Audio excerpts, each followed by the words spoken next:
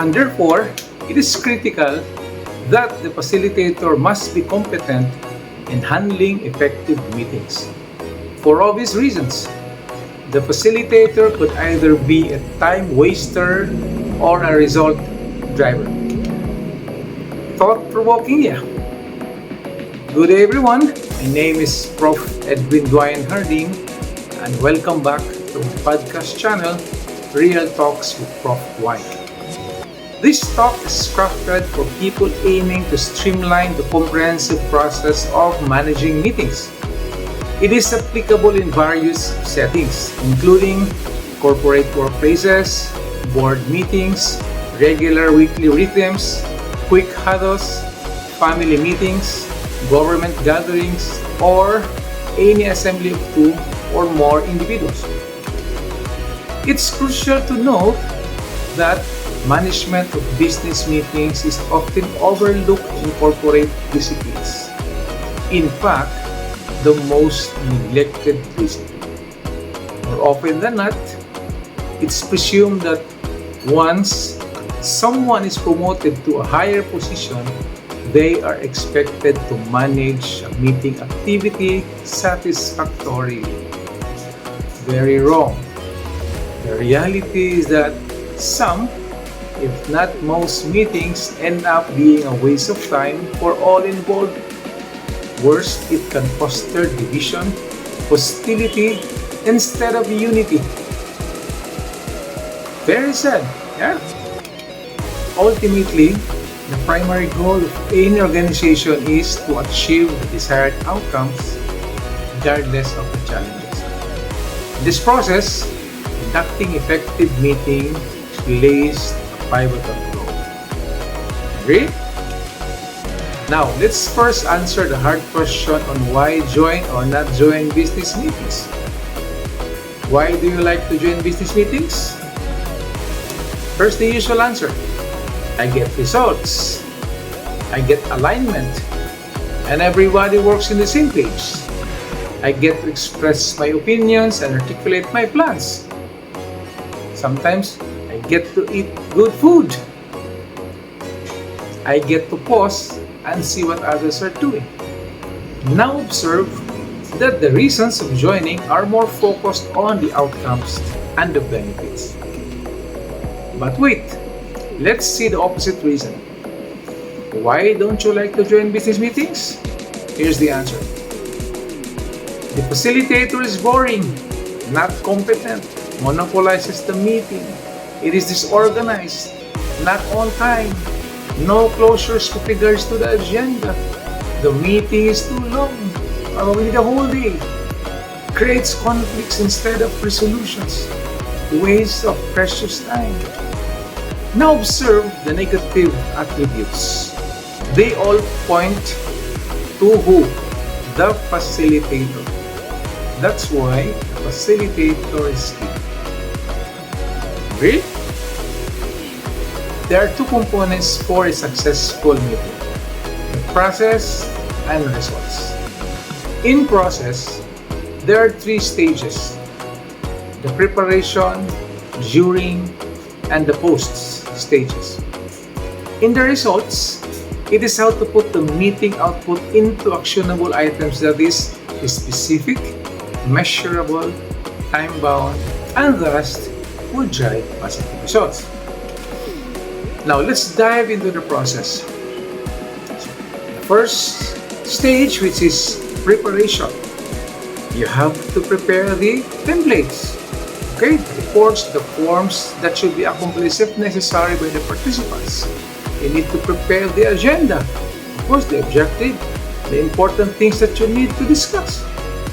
And then you have also to review the minutes of the previous agreements because you have to put closure to the previous meetings. You also need to realign, if necessary, other stakeholders that has important role in the meeting. And you need also to prepare the materials like your PowerPoint presentations, notes, ball pens, projectors, etc. And then you have to set the time. It's gonna be 45 minutes or an hour. Okay, and everybody must know the time allotment because they also have other meetings to attend to. And they need to know the list of invites so that the participants are aware now who are part of the meetings. On the during stages, there are 3 steps. The first step is what?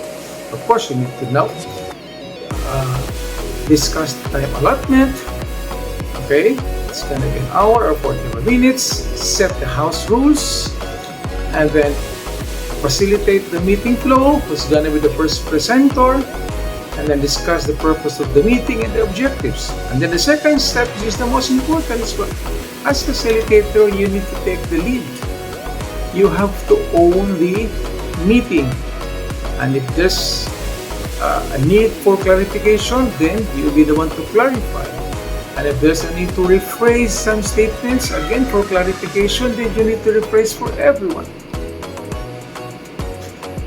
Be very good in doing recap. Okay? And again, you have to take control of the meeting so that everybody is in the same page. Okay? Nobody does veer away from the agenda. The third step is, of course, you have to make sure that you come into agreement based on your agenda. There are actionable items that are formulated as a result of the meeting.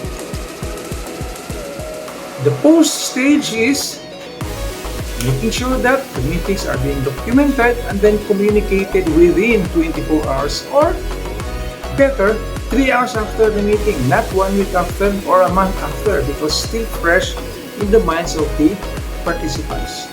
Okay, and then formalize the communication so that everybody knows their tasks after the meeting, and then there's execution follow.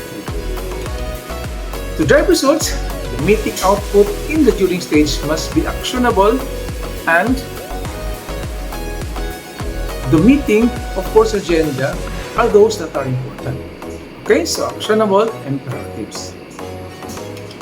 Now, to describe what is actionable, actionable has to be specific, measurable, and time-bound.